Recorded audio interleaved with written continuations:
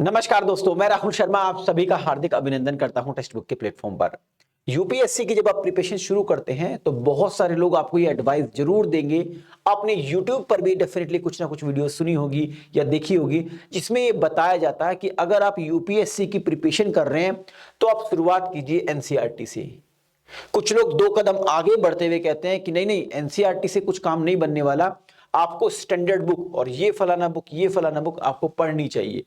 लेकिन कुछ लोग तो चार कदम आगे रहते हैं और वो बताते हैं कि नहीं नहीं, ना तो एनसीईआरटी से कुछ होने वाला है, ना ही स्टैंडर्ड बुक से कुछ होने वाला, आपको फलाना कोचिंग इंस्टीट्यूशंस का मटेरियल पढ़ना होगा। यानी हर कोई आपको एडवाइस दे रहा है, राय दे रहा है रिगार्डिंग स्टडी मटेरियल कि कहां से आपको पढ़ना है।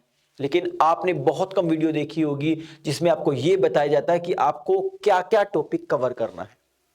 आज मैं उसी संबंधित ये वीडियो आपके लिए लेके आया हूं, जिसमें मैं आपको यह बताऊंगा कि सब्जेक्ट वाइज कौन कौन से टॉपिक आपको प्रीलिम्स 2025 के लिए तैयार करने हैं। नॉर्मली कई सारे टॉपर्स, मेरी कई सारे स्टूडेंट से जिन्होंने इस एग्जाम को क्लियर किया, उनसे डिस्कशन हुआ तो उन्होंने यही बताया कि हम नॉर्मली इन्हीं टॉपिक पर फोकस किया हमने। उन्होंने भी एनसीईआरटी पढ़ी, उन्होंने भी स्टैंडर्ड बुक्स पढ़ी और उन्होंने भी बहुत सारे कोचिंग इंस्टीट्यूशंस का मटेरियल पढ़ा। लेकिन फाइनली उनको यह पता लगा कि सब कुछ ना पढ़ के कुछ सिलेक्टेड आइटम्स ही पढ़े जाते हैं, यानी सिलेक्टेड पार्ट ही पढ़ा जाता है इन किताबों से। तो वो सिलेक्टेड पार्ट्स कौन कौन सा है वो मैं आपके सामने आज डिस्कस करने वाला हूं दोस्तों। तो मैं आपको बताऊंगा कि वो 60 इंपॉर्टेंट टॉपिक्स, यानी वो 7 महत्वपूर्ण टॉपिक्स कौन कौन से हैं प्रीलिम्स 2025 के लिए, जिनको टॉपर्स भी फॉलो करते हैं। और अगर आप भी फॉलो करेंगे तो डेफिनेटली आप इस एग्जाम को क्रैक कर पाएंगे। यानी प्रीलिम्स यानी प्रारंभिक परीक्षा है, उसको बहुत साधारण रूप से आप इसको निकाल ले जाएंगे। तो वन बाय वन करके एक एक सब्जेक्ट्स को मैं आपको सब्जेक्ट्स के टॉपिक बताता रहूंगा, आप नोट कर लीजिए। नहीं करते तो मैं आपको टेलीग्राम का लिंक दे दूंगा, मेरे टेलीग्राम को आप ज्वाइन कर लीजिए, वहां पर इसकी पीडीएफ आपको मिल जाएगी दोस्तों।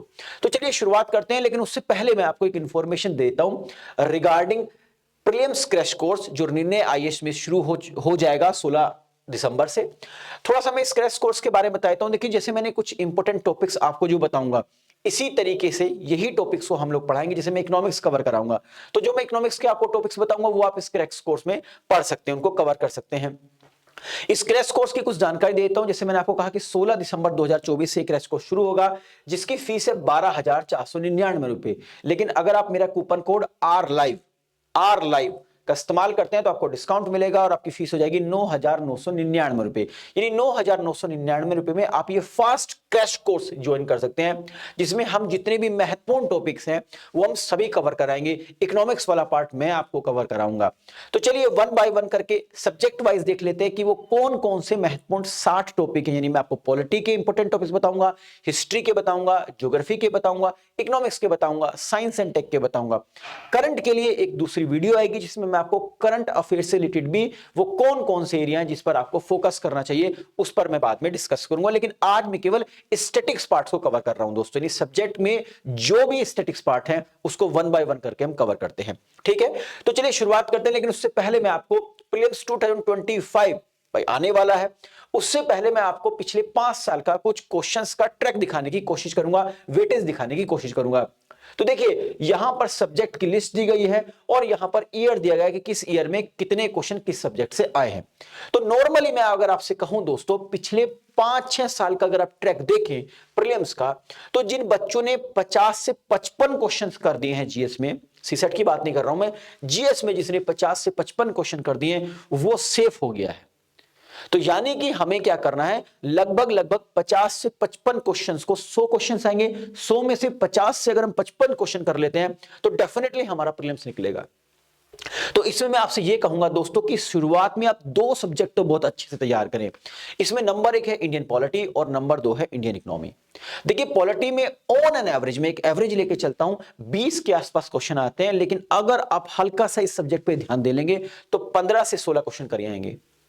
नंबर 2 बात करते हैं इंडियन इकोनॉमी की, जिसमें ऑन एन एवरेज 15 से 17 क्वेश्चन आ रहे हैं। इसमें भी अगर आप थोड़ा सा फोकस कर लेंगे, क्योंकि बहुत सिंपल है दोनों सब्जेक्ट, तो लगभग 10 के आसपास आप क्वेश्चन कर आएंगे। तो यानी पॉलिटी से अगर आपने 15 क्वेश्चन किए, 10 क्वेश्चन आपने इंडियन इकोनॉमी से किए, तो यानी 25 क्वेश्चन तो आपके 2 ही सब्जेक्ट से हो गए दोस्तों। तो ओवरऑल आपको 50 से 55 क्वेश्चन करने हैं, जिसमें से 50% तो ये 2 ही सब्जेक्ट आपके कवर करा रहे हैं। तो यानी कि आपको एक स्मार्ट वे में स्टडी करनी है। 60 इंपॉर्टेंट टॉपिक्स को नंबर ऑफ टाइम्स दोहराइएगा, नंबर ऑफ टाइम्स रिपीट कीजिए, नंबर ऑफ टाइम इनका रिवाइज कीजिए, क्योंकि यहां से क्वेश्चंस के बनने की ज्यादा चांसेस हैं। देखिए मेरे पास कोई अलादीन का चिराग नहीं है, मैंने भी काफी अच्छे से एनालिसिस किया है, जो विद्यार्थी ऑलरेडी सिलेक्टेड है उनसे डिस्कशन किया है, और उनसे डिस्कशन करने के बाद मैंने आपको ये 60 इंपॉर्टेंट टॉपिक्स मैं आपको बता रहा हूं। तो इन्हीं 60 इंपॉर्टेंट टॉपिक्स को आप नंबर ऑफ टाइम्स रिवाइज कीजिए। मैं ये नहीं कह रहा हूं कि आपको ज्योग्राफी में नहीं पढ़ना है या हिस्ट्री पूरी नहीं पढ़नी, जितना आपने पढ़ा वेल एंड गुड, लेकिन मेरी आपसे रिक्वेस्ट है कि ये 60 इंपॉर्टेंट जो टॉपिक्स है इनको नंबर ऑफ टाइम रिवाइज कीजिए, नंबर ऑफ टाइम्स, क्योंकि यहां से क्वेश्चन बनने के चांसेस ज्यादा रहते हैं। तो जैसे मैंने आपको कहा कि 50 से 55 क्वेश्चन अगर आप करते हैं तो सेफ हो जाएंगे, और इसमें सबसे महत्वपूर्ण जो सब्जेक्ट हैं वो दो हैं, इंडियन पॉलिटी और एक इंडियन इकोनॉमी, जो लगभग 50% आपके सिलेक्शन के चांस बढ़ा रहा है। तो चलिए वन बाय वन करके सब्जेक्ट देख लेते हैं। तो सबसे पहले पॉलिटी एंड गवर्नेंस के बारे में बताता हूं। देखिए मैंने हर सब्जेक्ट के 10-10 टॉपिक लिए हैं। तो पहले पॉलिटी एंड गवर्नेंस यानी कि राज व्यवस्था और शासन के बारे में बात कर लेते हैं। देखिए सबसे जो इंपॉर्टेंट टॉपिक है अभी पिछले 3-4 साल का अगर हम सिनेरियो देखें तो उसमें जो सबसे इंपॉर्टेंट टॉपिक है दैट इज कॉन्स्टिट्यूशनल अमेंडमेंट, यानी संवैधानिक संशोधन। ये बहुत इंपॉर्टेंट है, जितने भी कॉन्स्टिट्यूशन इंपॉर्टेंट अमेंडमेंट हुए इंपॉर्टेंट्स उसकी एक लिस्ट बना लीजिए और उनको नंबर ऑफ टाइम रिवाइज कीजिए दोस्तों। इसके अलावा DPSP, judicial review and activism, important supreme court judgment, मैं फिर कहूंगा कि इसको भी अच्छे से आप तैयार कीजिए, इंपोर्टेंट सुप्रीम कोर्ट जजमेंट। इसके अलावा यूनियन एंड स्टेट जो गवर्नमेंट है उनका किस तरीके के संबंध है, रिलेशन है, electoral reforms in India, local self government, इसमें पंचायती राज पर और म्युनिसिपैलिटीज, लेकिन मैं कहूंगा पंचायती राज व्यवस्था पर थोड़ा ज्यादा फोकस कीजिएगा, इमरजेंसी प्रोविजन। इसके अलावा कॉन्स्टिट्यूशनल बॉडीज में जैसे कैग हुआ, इलेक्शन कमीशन हुआ, UPSC union public service commission, और इसके अलावा नॉन कॉन्स्टिट्यूशनल बॉडी जैसे नीति आयोग और नेशनल ह्यूमन राइट्स कमीशन। तो ये 10 इंपॉर्टेंट टॉपिक्स हैं। मैं चाहूंगा कि इन 10 इंपॉर्टेंट टॉपिक्स पर आप नंबर ऑफ टाइम फोकस कीजिए, यानी नंबर ऑफ टाइम इनको रिवाइज कीजिए। यह है पॉलिटी एंड गवर्नेंस का। ये मेरे टेलीग्राम चैनल का लिंक है, आप इस क्यूआर कोड को भी स्कैन करके मेरे चैनल को ज्वाइन कर सकते हैं। वहां पर एक डिस्कशन ग्रुप भी है, डिस्कशन ग्रुप में आप अगर आपको कोई डाउट है तो आप मेरे से डिस्कस कर सकते हैं चैट के माध्यम से। ये मेरे टेलीग्राम चैनल का लिंक है, अगर आप डायरेक्ट टाइप करके भी ज्वाइन कर सकते हैं और इस कोड को स्कैन करके भी डायरेक्ट टेलीग्राम चैनल को मेरे ज्वाइन कर सकते हैं। वहीं पर एक डिस्कशन ग्रुप है जहां पर आप मेरे से डिस्कस कर सकते हैं अगर आपको कोई डाउट है। ये पीडीएफ भी आपको वहीं पर अवेलेबल होगी। अब बात करते हैं सेकंड नंबर पे इंडियन इकोनॉमी। जैसे मैंने आपसे कहा कि दो सब्जेक्ट बहुत महत्वपूर्ण है प्रीलिम्स को क्रैक करने में। पहला आपको इंडियन पॉलिटी और second one is Indian economy. तो पॉलिटी के 10 टॉपिक बता दिए मैंने, अब हम बात करते हैं इंडियन इकोनॉमी की दोस्तों। तो इंडियन इकोनॉमी में सबसे पहले आपको क्या करना है, जो यूनियन बजट 2025-26 फाइनेंशियल ईयर का आएगा उसको अच्छे से तैयार कर लीजिए। इसके अलावा इन्फ्लेशन एंड इट्स इंपैक्ट, यानी मुद्रास्फीति और इसके प्रभाव क्या क्या है देश की अर्थव्यवस्था पर, उसको आपको अच्छे से तैयार करना है। इसके अलावा monetary policy and RBI role, यानी मौद्रिक नीति और आरबीआई की क्या भूमिका है, that is very very very important. Monetary policy तो हर साल इससे सवाल पूछा ही जाता है, तो इस पर थोड़ा फोकस आप कर लीजिएगा। इसके अलावा fiscal policy and deficit financing, ठीक, इसको अच्छे तैयार कर लीजिएगा। Government schemes for economic growth, यानी कि रियल जीडीपी को बढ़ाने के लिए वो सरकार की कौन कौन सी स्कीम है दोस्तों, उसको भी आप फोकस कीजिए। इसके अलावा startup India, stand up India जैसे कुछ जो टॉपिक्स है उसको आप अच्छे से तैयार कर लीजिए। डिजिटल इकोनॉमी एंड फिनटेक, इसके अलावा private sector versus public sector versus private sector debate, ठीक है। Global economic institution like WTO, IMF and world bank, आपने लंबे समय से सुना भी होगा, आईएमएफ काफी चर्चा में है जब से पाकिस्तान, कंगाल पाकिस्तान का मुद्दा उठा है कि वो कटोरा लेके घूमता रहता है। तो थोड़ा सा आईएमएफ और वर्ल्ड बैंक पर भी फोकस कर लीजिए। इसके अलावा एग्रीकल्चर रिफॉर्म्स में आपको एमएसपी और एपीएमसी, इस पर थोड़ा सा फोकस कर लीजिए। तो ये इंडियन इकोनॉमी के मैंने आपको लगभग 10 टॉपिक बताए, तो 10 टॉपिक इंडियन पॉलिटी के बताए और 10 ही टॉपिक मैंने आपको इकोनॉमी के बताए, तो 20 टॉपिक्स हो गए। चलिए अब बाकी जो अगले सब्जेक्ट है उनकी 40 टॉपिक्स और कवर कर लेते हैं। नेक्स्ट है दोस्तों ज्योग्राफी। कई बार बच्चों को लगता है कि ज्योग्राफी का जो सिलेबस है वो काफी वास्ट है, तो परेशान नहीं होना है आपको। मैं आपको बता रहा हूं ये 10 इंपॉर्टेंट टॉपिक्स हैं, इस पर तो आप नंबर ऑफ टाइम्स फोकस कीजिएगा। ज्योग्राफी में मैं आपको एक टिप और दे देता हूं दोस्तों, अगर आपको लगता है कि ज्योग्राफी थोड़ा सा आपको डिफिकल्ट लगता है, इसका सब्जेक्ट ये सिलेबस बहुत ज्यादा है, तो आप एक काम कीजिएगा, क्लास 11th और एनसीईआरटी को नंबर ऑफ टाइम्स पढ़ लीजिएगा। क्लास 11th और 12th की एनसीईआरटी को नंबर ऑफ टाइम्स पढ़ लीजिएगा और पढ़ने के बाद उसमें से ये जो टॉपिक मैं आपको बता रहा हूं इसको थोड़ा फोकस कर लीजिएगा। आपका बेड़ा पार हो जाएगा यहीं से, मतलब जो क्वेश्चन बनने होंगे वो इजीली आप बना लेंगे। इसके अलावा दोस्तों क्लाइमेटोलॉजी एंड ओशिनोग्राफी, इस पर ज्यादा फोकस कीजिए, क्योंकि यूपीएससी स्टैटिक पार्ट पे कम फोकस करती है, डायनेमिक पे ज्यादा फोकस करती है। और पूरी ज्योग्राफी में ये दो टॉपिक ऐसे हैं, ओशिनोग्राफी एंड क्लाइमेटोलॉजी, जो बहुत ज्यादा वेरिएबल है। तो इन पर फोकस कीजिएगा क्लास 11th और 12th की एनसीईआरटी को ध्यान में रखते हुए। तो चलिए वन बाय वन करके बताता हूं। अगर आप ज्योग्राफी में पढ़ें तो ज्योग्राफी में सबसे पहले फोकस करना Indian monsoon and it's pattern, जैसे ला नीनो, अल नीनो, इस पर भी थोड़ा फोकस कर लीजिएगा। Reverse and drainage system in India, जो रिवर्स हैं उनकी ट्राइब्यूटरीज हैं उस पर फोकस कीजिए। जैसे नॉर्मली एक बार क्वेश्चन पूछा गया यूपीपीसीएस में, मैं यूपीएससी में तो इस तरीके का भी सवाल नहीं आया, यूपीपीसीएस में पूछा गया था ड्रेनेज सिस्टम पे कि गंगा की शुरुआत कहां से हुई। तो किसी ने लिखा गंगोत्री ग्लेशियर से, लेकिन गंगा की शुरुआत हुई दोस्तों देवप्रयाग से, जहां पे अलकनंदा और भागीरथी आपस में आके मिलती हैं, उसके आगे गंगा बनती है। तो इस तरीके से सवाल को फोकस कीजिएगा, ट्राइब्यूटरीज पर फोकस कीजिएगा। इसके अलावा climate change at its impact on India, थोड़ा इंडिया को फोकस करके थोड़ा ज्यादा पढ़िएगा। नेचुरल डिजास्टर्स में फ्लड्स, साइक्लोन्स, डिफरेंट साइक्लोन्स आजकल काफी चर्चा में रहते हैं, फ्लड्स के बारे में थोड़ा फोकस कीजिएगा। मिनरल रिसोर्सेज एंड डिस्ट्रीब्यूशन, खनिज संसाधन और उनका वितरण, Indian ocean region and geopolitics, इसके अलावा urbanisation and smart cities, these are also the part of geography, तो इस पर फोकस कीजिएगा, अर्बनाइजेशन एंड स्मार्ट सिटीज। इसके अलावा एनर्जी रिसोर्सेज में कोल, सोलर, विंड्स, इन पर फोकस कीजिएगा। बायोडाइवर्सिटी हॉटस्पॉट इन इंडिया, ये थोड़ा एनवायरमेंट का पार्ट भी रहता है, क्योंकि कई बार एनवायरमेंट और ज्योग्राफी में थोड़ा सा होच पोच रहता है कि भाई कहां का क्वेश्चन बैठ रहा है, तो दोनों को एक साथ कंबाइन करके पढ़ेंगे तो ज्यादा बेटर रहेगा। तो बायोडाइवर्सिटी हॉटस्पॉट इन इंडिया, इसके अलावा मैपिंग ऑफ इंपोर्टेंट लोकेशंस, तो जो भी प्लेस है, लोकेशन है, चर्चा में है, उसके आसपास देख लीजिएगा। जैसे बांग्लादेश आजकल चर्चा में है, तो बांग्लादेश के इर्द गिर्द क्या है, ठीक है। आपका यूक्रेन चर्चा में, तो यूक्रेन के आसपास कौन कौन से देश हैं, उनका बॉर्डर है, कोई ओशन तो नहीं है, कोई सी तो नहीं है, इस तरीके का देख लीजिए। जैसे आजकल बांग्लादेश है तो बे ऑफ बंगाल, इस तरीके से, ठीक है, चीजों को समझने की कोशिश की, मैपिंग कीजिए, कुछ ना क्वेश्चन आपको देखने को मिल जाएगा दोस्तों। अब बात करते हैं एनवायरमेंट एंड इकोलॉजी। जैसे मैंने आपसे कहा कि ज्योग्राफी के साथ ही आप एनवायरमेंट एंड इकोलॉजी कवर कीजिए।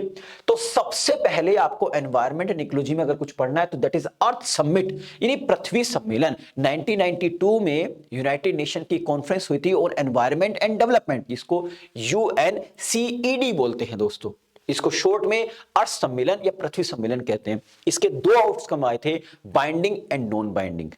तो आपको बाइंडिंग आउटकम भी और नॉन बाइंडिंग आउटकम भी पढ़ने हैं। जैसे बाइंडिंग में UNCBD है, UNCCD है, UNFCCC है, फिर इसमें Nagoya protocol, Cartagena protocol, Paris agreements, Kyoto protocol, इन सबको कवर कीजिए दोस्तों, क्योंकि यहां से क्वेश्चन बनता है। क्योंकि अगर आपको यही नहीं पता होंगे तो कोप कॉन्फ्रेंस ऑफ पार्टीज 28 क्या है, 29 क्या, आपको परेशानी होगी, फिर आप रटने की कोशिश करेंगे। और जहां पर यूपीएससी में किसी ने भी रटने की कोशिश करी, समझ लीजिए उसकी प्रिपरेशन को यही यूपीएससी खत्म कर देगी।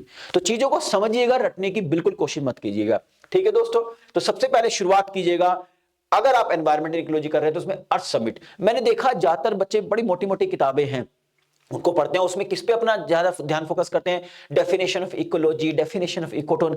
ये सवाल नहीं पूछता दोस्तों यूपीएससी, कभी नहीं पूछेगा। तो मैंने कहा सबसे पहले आपको फोकस करना अर्थ समिट, इसके बाद एनवायरमेंटल लॉज इन इंडिया, ठीक है, भारत में एक पर्यावरण जो कानून है उस पर फोकस कीजिएगा। इसके अलावा national park and sanctuaries, very very very important, wildlife conservation initiatives, यानी वन्य जीव संरक्षण पहल, air and water pollution in India, इस पर फोकस कीजिए। IUCN की रेड लिस्ट, अब मैंने देखा बहुत सारी, जब एग्जाम नजदीक आएगा तो बहुत सारे यूट्यूबर्स निकल के आएंगे या बहुत सारे टीचर एडवाइस देते हैं और बच्चे उन वीडियोस को देखते भी हैं कि आयु मोस्ट इंपोर्टेंट जो रेड लिस्ट में कौन कौन से स्पीसीज आ रही हैं। आपको उनको फोकस नहीं करना, आप डायरेक्ट गूगल में लिखिए IUCN रेड लिस्ट, तो वहां पर वो साइट पे जाइए, क्लिक कीजिए, वहां पर एक सर्च बॉक्स होगा, उसमें इंडिया लिखिए, और जैसे आप इंडिया लिखेंगे तो इंडिया की जो भी डेंजर्ड स्पीसीज हैं, क्रिटिकली डेंजर्ड स्पीसीज हैं, उन सबके नाम आ जाएंगे। शुरू के जो स्टार्टिंग के उन्होंने जो करीबन 50 से 60 स्पीसीज दे रखी हैं, उनको आप तैयार कर लीजिए, हर स्पीसीज पे क्लिक कीजिए, ठीक है, उसके बारे में, उसका हैबिटेट क्या है, उसकी जो वो किस कंडीशन में इस समय, वो सब कुछ एक लिस्ट बना लीजिए। इस तरीके से तकरीबन 50 से 60 जो स्पीसीज हैं उनकी लिस्ट तैयार कर लीजिए, वहीं से आपका क्वेश्चन बन जाएगा। आप कुछ कहेंगे सर नहीं ना आए, तो हो सकता है ना आए, अरे भाई अगर आप पे नहीं होगा तो बाकी लोगों के लिए तो मुश्किल हो जाएगा ना। तो आप क्या कीजिए, कोई तरीका नहीं है इसका, बस ये कीजिए IUCN, गूगल में लिखिए IUCN रेड लिस्ट, वहां पर जो लिस्ट आपकी जो वेबसाइट आएगी उस पर क्लिक कीजिए, वहां पे एक सर्च बार होगा, उसमें इंडिया लिख दीजिए, इंडिया की जो स्पीसीज है उन सबके एक लिस्ट तैयार कर लीजिए। इसके अलावा क्लाइमेट रिसाइलेंट एग्रीकल्चर, ठीक है, यानी जलवायु सहनशील आपका कृषि, carbon trading and green bonds, carbon व्यापार और ग्रीन बॉन्ड्स को फोकस कर लीजिएगा आप थोड़ा सा। वेटलैंड्स एंड रामसर साइट्स, ये भी इंपॉर्टेंट है। और एफॉरेस्टेशन एंड रिफॉरेस्टेशन पॉलिसी, यानी वनीकरण और पुनर्वनीकरण नीतियां, इससे मैं आपसे रिक्वेस्ट करूंगा कि UNCCD, united nation convention to combat desertification, उसको फोकस करते हुए आप इसको थोड़ा सा पढ़िएगा, तो आपको मदद मिलेगी और चीजें समझ में आएगी अच्छी से। तो ये कुछ टॉपिक हैं दोस्तों, 10 टॉपिक मैंने आपको एनवायरमेंट से बता दिए, 10 टॉपिक ज्योग्राफी से बता दिए, 10 इकोनॉमी से बता दिए और 10 पॉलिटी से बता दिए, यानी ओवरऑल हमारे कितने दोस्तों 40 टॉपिक्स कवर हो गए। चलिए आने वाले 20 टॉपिक और देख लेते हैं। अब बात करते हैं हिस्ट्री एंड कल्चर की। देखिए यहां पर बच्चे बहुत परेशान होते हैं नॉर्मली, भाई कहते हैं कि हिस्ट्री में भी एंशिएंट हो गई, मिडाइवल हो गई, मॉडर्न हो गई, फिर आर्ट कल्चर हो गई, इतना कुछ होच-पोच बनता है, इतना सारा सिलेबस, और सब कुछ पढ़ने के बावजूद भी हम कितने, अगर 10 से 12 क्वेश्चन आ रहे हैं तो उसमें हम मैक्सिमम 6 से 7 ही क्वेश्चन कर पाते हैं। भाई हाँ, उस दिन आपका लकी बड़ा अच्छा रहा, आपने कुछ ऐसी चीजें पढ़ ली तो क्वेश्चन हो ही जाते हैं, वरना बहुत कम चांसेस है, क्योंकि जो किताबें हम पढ़ रहे हैं उससे तो मुझे लगता है कि क्वेश्चन नहीं पूछा जा रहा, कहीं बाहर से पूछा जाता है। तो क्यों ना हम कह देंगे हम 15 क्वेश्चन नहीं करेंगे, हमें उनका 50% ही, यानी कि 6 से 7 क्वेश्चन ही करके हम अपना काम चला लेंगे, क्योंकि हमारा फोकस रहेगा इंडियन पॉलिटी और इकोनॉमी पे, जहां से लगभग हम 25 के आसपास क्वेश्चन कवर कर लेंगे। अगर हिस्ट्री से 6 से 7 क्वेश्चन भी हो रहे हैं तो दैट इज वेरी गुड, बहुत शानदार है। तो हिस्ट्री और कल्चर में कौन कौन से टॉपिक आपको कवर करने हैं तो इसके बारे में बताता हूं।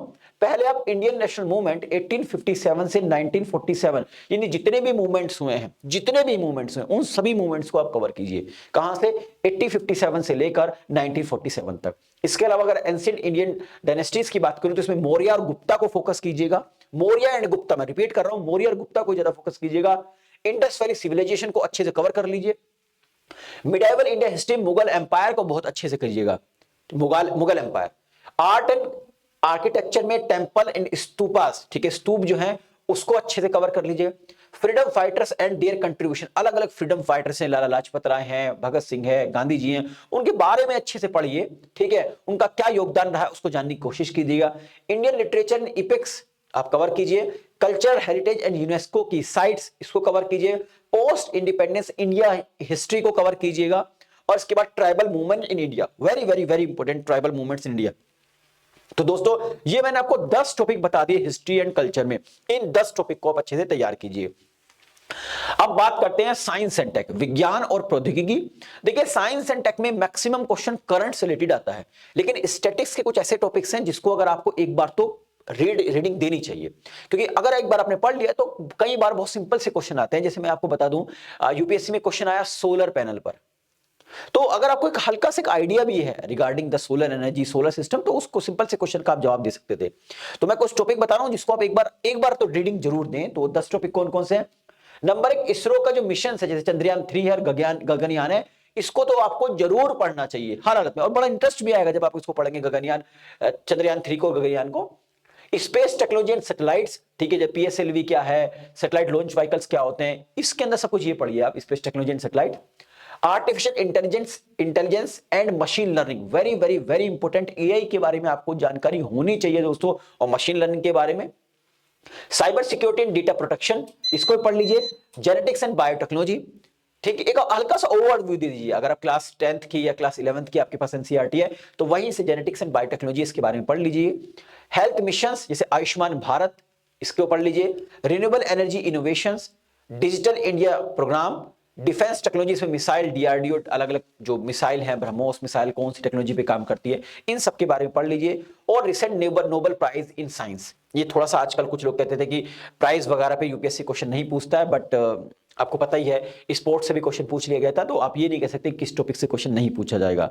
तो आप अगर इन सब चीजों को, ये 60 टॉपिक हो गए आपके, ओवरऑल 60 इंपॉर्टेंट टॉपिक्स हैं, अगर आप इन 60 इंपॉर्टेंट टॉपिक्स को अच्छे से तैयार करते हैं, मैं कहता हूं कि 60 टॉपिक करने में मुझे नहीं लगता कि आपको, अगर एक टॉपिक आप 2 टॉपिक एक दिन में करते हैं तो 30 दिन में, यानी 1 महीने में ये सारे के सारे टॉपिक आपके अच्छे से हो जाएंगे। अब उसके बाद आपको क्या करना है, तो उसके बाद भी आपको मैं थोड़ी सलाह दे देता हूं। आप क्या कीजिए दोस्तों, 2014 से लेकर 2024 तक प्रीलिम्स के जितने भी क्वेश्चंस आए हैं उनको सोल्व करने की कोशिश कीजिए, तो आपका एक कॉन्फिडेंस भी बढ़ेगा और आपको जब क्वेश्चन सोल्व होते हैं तो आपकी जो पेपर को क्रैक करने की जो पावर है वो भी थोड़ी सी इंक्रीज हो जाती है। तो आप ये 60 इंपोर्टेंट टॉपिक्स हैं, इनको तैयार कीजिए दोस्तों। डेफिनेटली आपको क्या होगा, एग्जाम में मदद मिलेगी। मैं ये नहीं कह रहा हूं कि भाई यही टॉपिक आपको हूबहू दिखेंगे, लेकिन अगर आपने इन टॉपिक को अच्छे से तैयार कर लिया तो आपके ज्यादा चांसेस हैं प्रीलिम्स को क्वालिफाई करने की। आपको पीडीएफ मैं दोबारा बता देता हूं, अगर आपको इस क्लास की पीडीएफ चाहिए तो आप मेरे टेलीग्राम चैनल का लिंक ज्वाइन कर सकते हैं। ठीक है, ये आपको यहां पर मैंने इस अगर आप टाइप करके चाहे तो ज्वाइन टाइप कर लीजिएगा, नहीं तो क्यूआर कोड को स्कैन कर सकते हैं। इसके अलावा मैं आपको दोबारा से एक बार फिर बता देता हूं regarding the crash course. Crash course में ये सभी टॉपिक कवर कराए जाएंगे दोस्तों, जिसकी शुरुआत हो रही है 16 दिसंबर 2024 से, जिसकी फीस है 12,499 रुपए। लेकिन अगर आप मेरे कूपन कोड आर लाइव का इस्तेमाल करते हैं, मैं रिपीट करता हूं आर लाइव, अगर आप आर लाइव कूपन कोड का इस्तेमाल करते हैं तो आपको डिस्काउंट मिलेगा और आपकी फीस हो जाएगी 9,999 रुपए। इस वीडियो के डिस्क्रिप्शन में भी क्रैश कोर्स को ज्वाइन करने की एक लिंक दी गई, इस लिंक पर क्लिक कीजिए, सिंपल से स्टेप्स को फॉलो करते हुए आगे बढ़िए और मेरे कूपन कोड जैसे आप आर लाइव का इस्तेमाल करेंगे तो आपको डिस्काउंट मिलेगा और आपकी फीस हो जाएगी 9,999 रुपए। 9,999 रुपए में आप फास्ट तेजी से अपने प्रीलिम्स की तैयारी कर सकते हैं। तो आई थिंक इस वीडियो के माध्यम से जो इंफॉर्मेशन मैं आप तक पहुंचाना चाह रहा था वो पहुंच गई होगी। आप सभी का बहुत बहुत शुक्रिया। नमस्कार, जय हिंद दोस्तों।